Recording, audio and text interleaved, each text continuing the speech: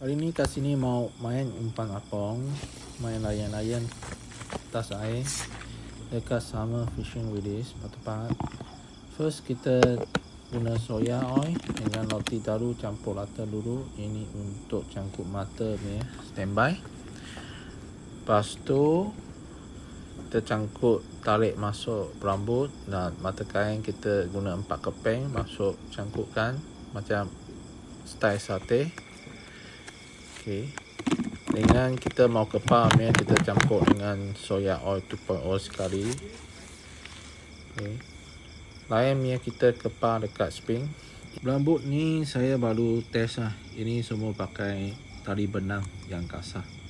Okey, kita tali tu kita boleh pusing dekat itu spring dengan roti sekali kita kepal. Dalam sudah ada roti, tepi ini untuk belanja ikan makan, nanti baling masuk air dia sudah ikut roti peloi sekali, tali akan buka.